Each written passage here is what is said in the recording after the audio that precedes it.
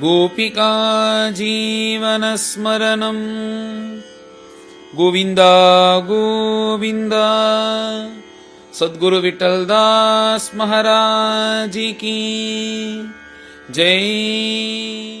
ஸ்ரீயப்பதியான பகவானை பார்த்து சனகாதிகள் இந்த ஜெய விஜயர்களை சபிச்சதுக்கப்புறம், உங்களுடைய பார்ஷதர்களை நாங்கள் கோபத்தில் சபிச்சிட்டோம், நீங்கள் எந்த தண்டனை கொடுத்தாலும் நாங்கள் ஏற்றுக்கிறதுக்கு தயாராக இருக்கோம் அப்படின்னு சொல்லி 15வது அத்தியாயத்தை பூர்த்தி பண்ணால், அவர்களை பார்த்து பகவான் மேலே பேச ஆரம்பிக்கிறாராம். என்ன பேசுகிறார்னா, இப்படி நீங்கள் சொல்லலாமா, உங்களுக்கு ஆனந்தகரமான வைகுண்டத்தில் உங்களை மாதிரி இருக்கிறவள பாகவதாளுக்கு தரிசனம் கொடுக்கறதுக்காக தானே நான் உள்ளே இருக்கேன். என் மனசை புரிஞ்சிக்காதபடிக்கு வெளில நின்றுண்டு ரஜோகுணத்தோட உள்ளே போகாத வெளில வா அப்படின்றதெல்லாம் இப்படிலாம் சொன்னான்னா நீங்கள் சபிச்சது தான் சரி, இப்படிலாம் நீங்கள் பேசவே கூடாது அப்படின்னு அந்த சனகாதிகளை பகவான் சமாதானப்படுத்துகிறார். அதற்கு மேலே ஒரு விஷயம் சொல்கிறாராம், நான் இப்பேற்பட்டவன் அப்படின்னு பகவான் தன் பெருமையை சொல்லிக்கிறாராம். ஜகத்தையே உண்டாக்கினவன், பிரம்மாவை உண்டாக்கி பிரம்மா கிட்ட எல்லா பதார்த்தங்களையும் கொடுத்து உலகங்களை உண்டாக்க சொன்னேன், சர்வலோக சரண்யன், மகாலட்சுமி தேடக்கூடிய திருவடி, உபனிஷத்தெல்லாம் ஸ்தோத்திரம் பண்ணக்கூடிய நான், இந்த உலகத்துக்கு அதிபதியாக இருக்கக்கூடிய நான், என்னுடைய பதவின்றது எவ்வளோ பெரிய பதவி, நான் தானே எல்லாத்துக்கும் காரணம். அப்பேற்பட்ட நான் உங்களுக்கு அபச்சாரம் பட்டுட்டேனே ஆனால், ஒரு கால் என் கை உங்களுக்கு அபச்சாரம் பட்டுட்டே ஆனால் போனா போகிறதுன்னு நான் என்னை விடமாட்டேன். நான் ஒரு கால் நான் ஒரு பொழுதும் பாகவதாளுக்கு அபச்சாரம் பண்ண மாட்டேன். ஒரு கால் எனக்கே தெரியாமல் என்னுடைய கை உங்களுக்கு அபச்சாரம் பண்ணிடுத்தானால் என் கையை நான் வெட்டின்றுவேன். சிந்தியாம் ஸ்வபாகும் அப்பி அப்படின்னு பக்தாபிமானியாக இருக்கக்கூடிய பிரபு அந்த சனகாதிகளை பார்த்து சொல்கிற. அதனால தான் பெரியோர்கள்லாம் சொல்லுவா, பாகவத அபச்சாரம் பண்ணக்கூடாதுன்னு. ஏன்னா நீ பகவத் அபச்சாரம் கூட பகவான் மன்னிச்சிருவாராம், அவனுக்கு தெரிஞ்சது அவ்வளோதான், போனா போகிறது என்ன தானே கிண்டல் பண்ணிட்டு போகிறான் போட்டோம்னு. ஆனால் பாகவதாளுக்கு அபச்சாரம் பண்ணுறதோ, அவர்களை ஏமாத்துறதோ, அவளை ஹேளனம் பண்ணுறதோ, இதெல்லாம் பண்ணினா பகவான் தன் கையே ஒரு கால் பண்ணினா வெட்டின்றுவார்னா நம்மெல்லாம் ஏமாத்துறோம். அதனால் பாகவதால் விஷயத்தில் ரொம்ப ஜாக்கிரதையாக இருக்கணும்னு பெரியவாள்லாம் சொல்லுவாள். இப்படி சனகாதிகளை பார்த்து பகவான், ஒரு கால் உங்களுக்கு என் கை அபச்சாரம் பட்டிருந்தா அதை நான் வெட்டின்றேன்னு சொல்லிட்டு, இதுக்கும் மேலே சுவாரஸ்யமான விஷயம் இந்த தடவை பார்க்கும்போது தான் பாகவதத்தில் நானே தெரிஞ்சுட்டேன் அந்த விஷயத்த. அது மேலே சொல்கிறேன். பகவான் தலையில் அழகான கிரீடம் வச்சுட்டுருக்கார் அப்படின்னு உலக பிரசித்தம். இப்படி ஒரு கிரீடம் வச்சுட்டுருக்காருன்னு எல்லாரும் கிரீடம் வர்ணிக்கிறோம். கிரீடம் வச்சுட்டுருக்கார், முக்குட்டம் வச்சுட்டுருக்காருன்னு பாண்டுறவங்கன்னு எல்லாரையும் வர்ணிக்கிறோமோனோ. இந்த கிரீட்டத்தும் எதனால் செஞ்சது அப்படின்னு பார்த்தா, எல்லா கிரீடங்களும் எப்படி பண்ணுவா, ஒன்று தங்கத்தினால, இல்லை வெள்ளினால, இல்லை அதில் இந்த மரக்கத்தம் இந்த வஜ்ரங்கள்லாம் பதிச்சு இப்படி பகவான் கம்பீரமாக இருக்கார் அப்படின்றது தானே உலகத்தில் இருக்குது. பகவான் இப்போ சொல்கிறாராம் அந்த சனகாதிகளை பார்த்து, இந்த கிரீடம் இருக்கே, இந்த கிரீடம் எதனால் பண்ணது தெரியுமோ அப்படின்னு சொல்கிறாராம். எனக்கு ரொம்ப நாளாக ஆசை. என்ன ஆசைன்னா, இந்த பாகவதாளுடைய பாத ரேணு இருக்கே, இந்த திருவடி தூளி, அதை தலையில் எப்போ பார்த்தாலும் வச்சுக்கணும்னு ஆசையாம். ஏன்னா பகவானுடைய திருவடி தூளியை பாகவதால் வச்சுக்கணும்னு ஆசைப்படுறது விஷயம் இல்லை. பரமபக்தன், பரம விரக்தன், பரம பக்திமானாக இருக்கக்கூடிய ஒரு பக்தனுடைய திருவடி தூளியை பகவான் தலையில் வச்சுக்கணும்னு எப்பயுமே ஆசைப்படுறாராம். இப்படி திருவடி தூளியில் தலையில் வச்சுட்டா அது என்ன அப்படியே தலையோடு இருக்குமோ? அங்கங்கே அசைஞ்சோன்னா அது பறந்துடும், காற்று வந்தால் பறந்துடும். விவகாரங்கள் அந்த தூளியை தலையில் வச்சுன்னு பண்ண முடியுமோ? அதனால நான் என்ன பண்ணினேன்னா, இந்த தலையில் என்ன வச்சுப்பா, எல்லாரும் கிரீட்டம் தானே ஆபரணமாக வச்சுப்பா. அதனால் யாருக்கும் தெரியாமல் இந்த பாத தூளியை தலையில் வச்சுக்கணுன்றதுக்காக இந்த பாத தூளியை கலந்து ஒரு கிரீடமாக பண்ணிட்டேன். அந்த கிரீடத்தை தலையில் வச்சுன்னு சுமந்துன்னு சுற்றின்னு இருக்கேன். எனக்கு என்ன இந்த கிரீடத்தை தலையில் வச்சுக்கணுன்ற தலையெழுத்தா? நான் ஏன் எப்பொழுதும் தலையில் கிரீடம் வச்சுன்னு இருக்கேன்னா, அதுக்கு காரணம் இந்த பாகவதாளுடைய பாதரேனு கலந்து அந்த கிரீடம் பண்ணினதுனால அது எப்பொழுதும் தலையில் வச்சுன்னு இருக்கேன். அப்படி உங்களுடைய திருவடிய தூளியை தலையில் வச்சுன்னு இருக்கிற நான், அப்பேற்பட்ட எங்கிட்ட நீங்கள் தப்பு பண்ணிட்டேன்னு க்ஷமாபண கேட்கலாமா? நீங்கள் பண்ணது தான் சரி அப்படின்னு பகவான் சொல்கிறாரா. ரொம்ப ஆச்சரியமான விஷயம். பகவான் தலையில் கிரீடம் வச்சுருக்கிறதுக்கு காரணமே பாகவதாளுடைய பாதரேனு அப்படின்ற விஷயத்த நானே இன்றைக்கி தான் தெரிஞ்சுட்டேன்.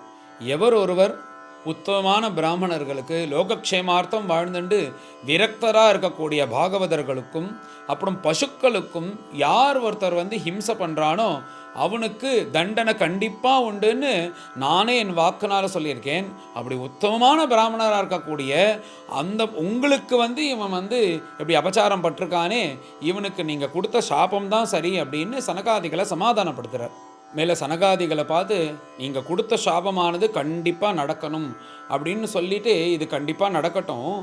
இப்போ பிரபு ஜெய விஜயர்களுக்கு பக்ஷபாத்தியாக பேசுகிறாராம். என்னதான் இருந்தாலும் தன்னுடைய பார்ஷதர்கள் தானே, தன்கிட்ட வேலை செஞ்சவர்களை விட்டு கொடுக்கக்கூடாதுன்றதுக்காக பிரபு சனகாதிகளை பார்த்து சொல்கிறாலாம், நீங்கள் கொடுத்த சாபமானது சீக்கிரம் முடிச்சுட்டு என்கிட்டயே வந்துடணும்னு நீங்கள் அனுகிரகம் பண்ணுங்கோ. இவர்களும் நல்லவர்கள் தான், ரொம்ப ஸ்ரத்தையாக உள்ளக்கூடியவர்கள் தான், இல்லைன்னா ஏன் இங்கே வைகுண்டத்தில் இருக்க போகிறார்கள். ஆனாலும் ஏதோ ஒரு ரஜோகுணத்தினால இப்படி பண்ணிட்டா, அதனால நீங்கள் இவர்கள் சீக்கிரம் இந்த இடத்துக்கு வரணும்னு நீங்கள் இவர்களை பார்த்து அனுகிரகம் பண்ணுங்கோ அப்படின்னு சனகாதிகளை பார்த்து பகவான் சொல்கிறார். இப்படி சொன்ன அந்த பகவானை பார்த்து மேலே சனகாதிகள் நமஸ்காரம் பண்ணி, நான் எந்த ரஜோகுணத்தினால நீ நீட்டினேன்னு சொல்லிட்டு அவனை திட்டினேனோ, அந்த ரஜோகுணத்தினால ஒரு கோபம் உண்டாகி நானே இவர்களை சபிச்சிட்டேன். அந்த தப்பை நானே பண்ணிட்டேன். அதனால் பிரபு எனக்கு மனசு ஆற மாட்டேங்கிறது. நீங்கள் ஏதாவது தண்டனை கொடுக்கணும்னு நினச்சேன்னா எனக்கு கொடுத்துருங்கோ. எந்த தப்பு அவர்கள் செய்தாருன்னு அவருக்கு தண்டனை கொடுத்தனோ அதே தப்பை நான் செஞ்சுட்டு இங்கே நின்றுட்டுருக்கேன். அதனால் நீங்கள் எனக்கு தண்டனை கொடுக்கணும். திரும்ப சனகாதிகள் பகவான்கிட்ட திரும்ப பிரார்த்தனை பண்ணுறார்களாம். உடனே பகவான் அவர்களை சமாதானப்படுத்தி, நீங்கள் அப்படி நினைக்கவே கூடாது, நீங்கள் இவர்கள் சபிச்சது இது உங்களுடைய சங்கல்பம் இல்லை, என்னுடைய சங்கல்பம் அப்படின்னு சொல்கிறாராம். மேலே இவர்கள் பூலோகத்தில் பிறந்து அங்கே அசுரர்களாக பிறந்து தபஸ் பண்ணி என்னை கோரமாக என் கூட சண்டை போட்டு திரும்ப என் உலகத்தையே அடைய போகிறார்கள். இது எல்லாம் நான் சங்கல்பம் பண்ணினது, நீங்கள் உங்களுடைய மனசுலானே நீங்கள் சபிச்சது கிடையாது அப்படின்னு சனகாதிகளை சமாதானப்படுத்துகிறாராம் பிரபு. இப்பொழுது பரஸ்பரம் ரெண்டு பேரும் வருத்தப்படுறாளாம். என்னென்னா, ஜெய விஜயர்களும் நாங்கள் பண்ணது தப்புன்றா, உடனே சனகாதிகள் நாங்கள் பண்ணது தப்புன்றா. இப்படி ரெண்டு பேரும் வருத்தப்பட்டுட்டே இருக்கும்போது ரெண்டு பேரையும் சமாதானப்படுத்தி உடனே சனகாதிகளை அழிச்சுன்னு போய் காண்பிக்கிறாராம் அந்த வைகுண்டத்தினுடைய அழகெல்லாம்.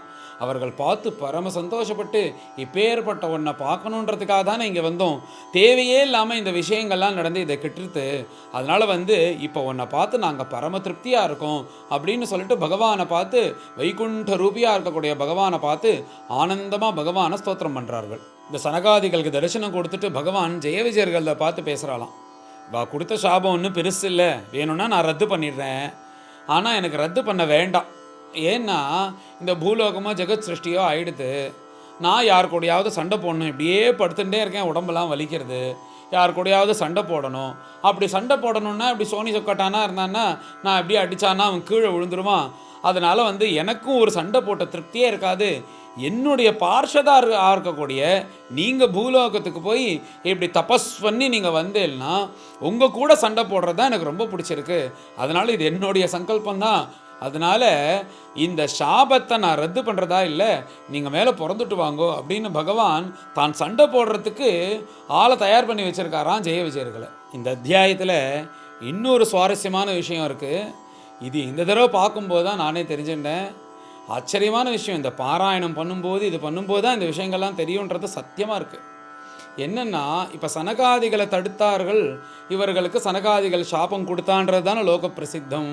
இதில் உள்ளுக்கூட இன்னொரு காரணம் இருக்கான். அது என்ன காரணம்னா, இந்த மாதிரி பகவான் யோக நித்ரையில் இருக்கும்போது மகாலட்சுமி திருவடி சேவை பண்ணணும்னு தான் கிளம்பி வராலாம் பகவானை பார்க்க வரணும்னு.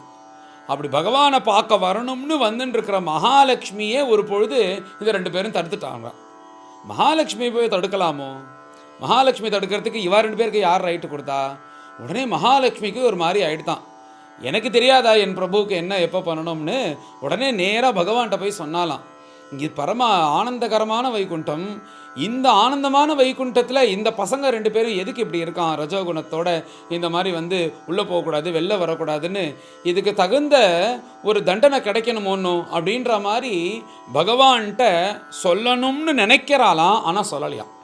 ஏன்னா சொன்னதுனால பகவான் ஏதாவது ஒரு ஆக்ஷன் எடுக்கிற மாதிரி இருக்கும். எதுக்கு அவரை இந்த தர்ம சங்கடத்தில் போய் அவரை நிறுத்தணுன்றதுக்காக இப்படி மனசில் நினச்சின்னு இருந்தாலாம். இந்த மாதிரி இருக்கிறவாளுக்கெல்லாம் தண்டனை என்னன்னா திரும்ப போய் அசுர யோனியில் பிறக்கணும், அப்போ தான் இதனுடைய அருமை தெரியும்னு பகவான்கிட்ட சொல்லலையாம். ஆனால் சர்வாந்தரியாமல் இருக்கக்கூடிய பகவான் அது தெரிஞ்சுட்டு இப்போ மகாலட்சுமியினுடைய அந்த சங்கல்பம் கோபமானது சனகாதிகள் மூலமாக தீர்த்துக்கிறாராம். இந்த ஒரு ஸ்லோகமாகவே இருக்குது. ரொம்ப ஆச்சரியமான விஷயம். இப்படி இந்த சங்கடனை எல்லாம் இங்கே நடந்து முடிஞ்சது. அவள் இப்போ அசுர யோனியில் பிறக்கிறதுக்காக பகவான் மேலேருந்து அவர்களை கீழே தள்ளிட்டார். கீழே தள்ளினா அவர்கள் மேலேருந்து ஹா ஹா ஹா ஹா ஹான்னு கத்திண்டு இப்படியே மேலேருந்து உழறா.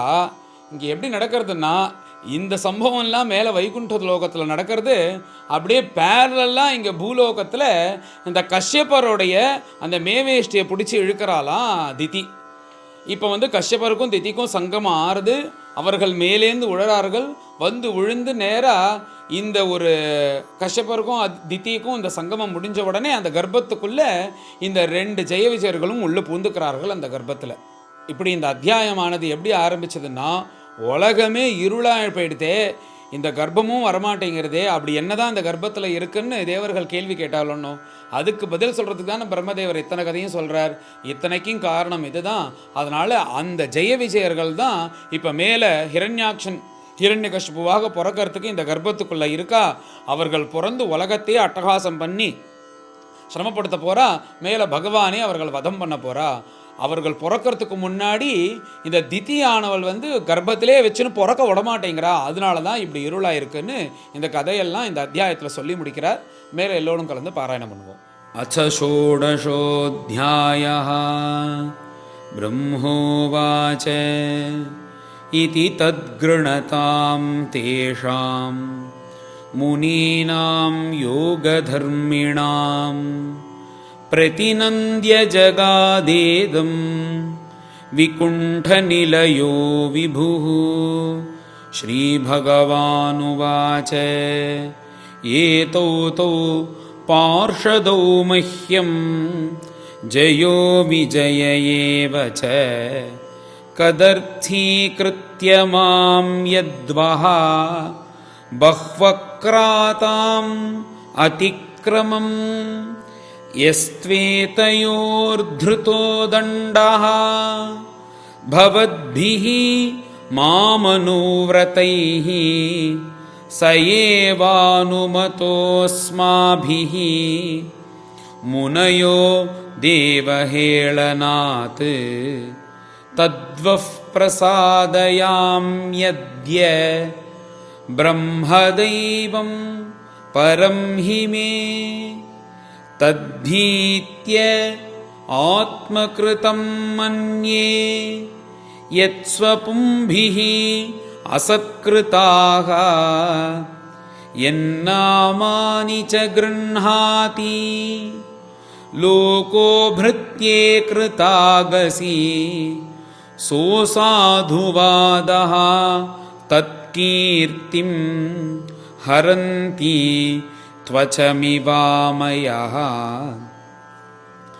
यस्यामृतामलयशः श्रवणावगाहः सद्यः पुनाति जगदाश्वपचाद्विकुण्ठः सोऽहं भवद्भ्य उपलब्धसुतीर्थकीर्तिः छिन्द्यां स्वबाहुमपि वः प्रतिकूलवृत्तिम् यत्सेवया चरणपद्म पवित्ररेणुं सद्यक्षताखितमलं प्रतिलब्धशीलं न श्रीः विरक्तमपि मां विजहाति यस्याः प्रेक्षालवार्थयितरे नियमान् वहन्ति नाहं तथाद्मि यजमानहविर्वितानि श्च्योतद्घृतप्लुदमदन् हुतभुङ्मुखेन यद्ब्राह्मणस्य मुखतश्चरतोऽनुघासं तुष्टस्य मयि अवहितैः निजकर्मपाकैः येषां बिभर्मि अहमखण्ड विकुण्ठयोग मायाविभूतिः अमलाङ्घ्रिरजः किरीटैः विप्रांस्तु को न विषहेत यदर्हणाम्भः सद्यः पुनाति सह चन्द्रललामलोकान् ये मे तनूः द्विजवरान् दुहतीर्मदीयाः भूतानि अलब्धशरणानि च भेदबुद्ध्या द्रक्ष्यन्ति अघक्षतदृशो ह्यहिमन्यवस्तान् गृध्रारुषा मम कुशन्ति अधिदण्डनेतुः ये ब्राह्मणान् मयि धिया क्षिपतोर्चयन्तः तुष्यधृदः स्मितसुधो क्षितपद्मवक्त्राः वाण्यानुरागकलया आत्मजवत् गृणन्तः सम्बोधयन्ति अहमिवाहमुपाहृतस्तैः तन्मे स्वभर्तुरवसायमलक्षमाणो युष्मद्व्यतिक्रमगतिं प्रतिपद्य सद्यः भूयो ममान्तिकमितां तदनुग्रहो मे यत्कल्पतामचिरतो भृतयोर्विवासः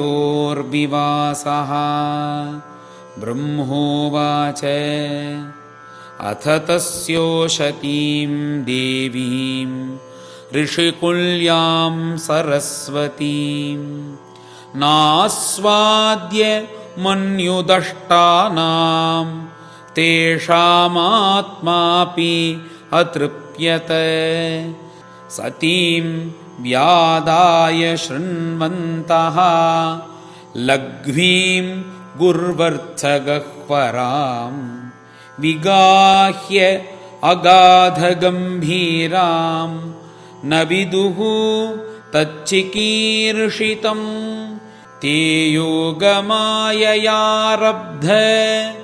पारमेष्ट्य महोदयं प्रोचुः प्राञ्जलयो विप्राः प्रहृष्टाः क्षुभितत्वचः ऋषयऊचुः न वयं भगवन् विद्मः तव देवचिकीर्षितं कृतो मे अनुग्रहश्चेति यदध्यक्षः प्रभाषसे ब्रह्मण्यस्य परं दैवं ब्राह्मणाः किल ते प्रभो विप्राणां देवदेवानां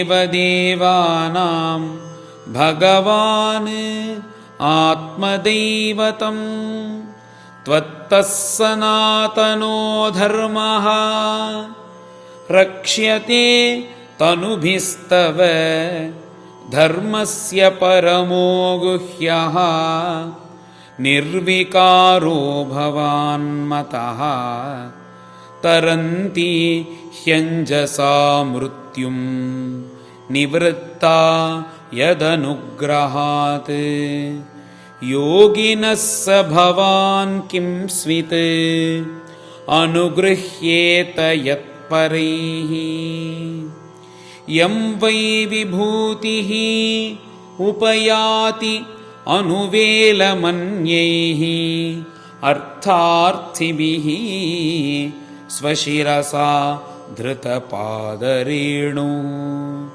धन्यार्पिताङ्घ्रितुलसी नवदामधाम्नः लोकं मधुव्रतपतेरिव कामयाना यस्तां विविक्तचरितैः अनुवर्तमानां नात्याद्रियत् परमभागवतप्रसङ्गः सत्वं द्विजानुपथ पुण्यरजः पुनीतः श्रीवत्सलक्ष्मकिमगाः भगभाजनस्त्वं धर्मस्य ते भगवतः त्रियुगत्रिभिस्वैः पद्भिश्चराचरमिदं द्विजदेवतार्थं नूनं भृतं तदभिघाति रजस्तमश्च सत्त्वेन नो वरदया तनुवानिरस्य न त्वं द्विजोत्तमकुलं यदिहात्मगोपं गोप्ता वृषस्वर्हणेन ससूनृतेन तर्ह्येव नङ्क्ष्यति शिवस्तव देवपन्थाः लोको ग्रहीष्यत् ऋषभस्य हि तत्प्रमाणम् तत्तेन भीष्टमिव सत्त्वनिधेर्विधित्सोः क्षेमं जनाय निजशक्तिभिरुद्धृतारेः नैतावतात्र्यधिपतेः बत विश्वभर्तुः तेजः क्षतं तु अवनतस्य स ते विनोदः यं वानयोः दममधीश भवान् विधत्ते वृत्तिं नुवा तदनुमन्महि निर्व्यलीकम् अस्मासु वाय उचितः ध्रियतां सदण्डः येनागसौ वयमयुङ्क्ष्महि किल्बिषेण भगवानुवाच एतौ सुरेतरगतिं प्रतिपद्य सद्यः सम्ब्रह्म संभृत समाध्यनुबद्धयोगौ भूयः सकाशम् उपयास्यत आशुयो वः शापो मयैव निमितः तदवैतविप्राः ब्रह्मोवाच अथ ते मुनयो दृष्ट्वा नयनानन्दभाजनं वैकुण्ठं तदधिष्ठानं विकुण्ठं च स्वयं प्रभं भगवन्तं परिक्रम्य प्रणिपत्य अनुमान्य च प्रतिजग्मुः प्रमुदिताः शंसन्तो वैष्णवीं श्रियं भगवान् अनुगावाह यातं मा भैष्टमस्तुषं ब्रह्मतेजः समर्थोऽपि हन्तुं नेच्छेमतं तु मे एतत्पुरैव निर्दिष्टं रमया क्रुद्धया यदा पुरापवारिताद्वारी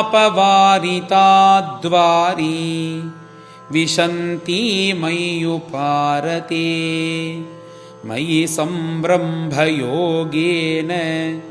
निस्तीर्य ब्रह्महेळनं प्रत्येष्यतं निकाशं मे कालेन अल्पीयसा पुनः द्वास्थौ आदिश्य भगवान् विमानश्रेणिभूषणं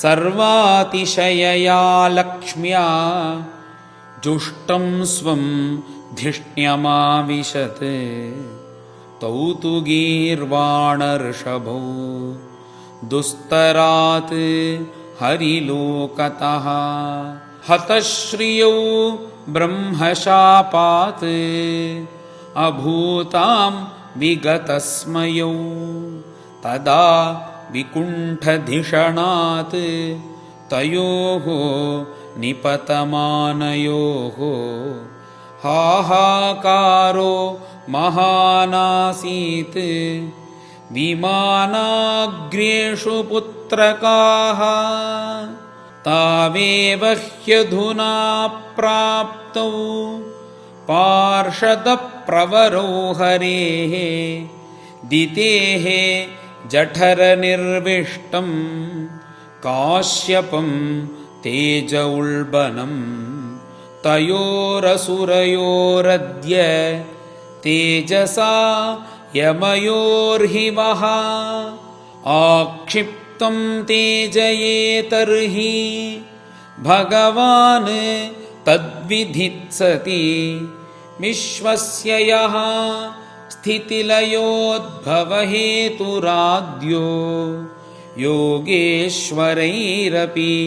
दुरत्यययोगमायः क्षेमं विधास्यति सः नो भगवान् त्र्यधीशः तत्रास्मदीयविमृशेन कियान् इहार्थः। श्रीहरये नमः। इति श्रीमद्भागवते महापुराणे पारमहंस्यां संहितायां तृतीयस्कन्धे षोडशोऽध्यायः। गोपिका जीवनस्मरणं गोविन्द गोविन्द। सद्गुरु विठ्ठलदास महाराज की जय।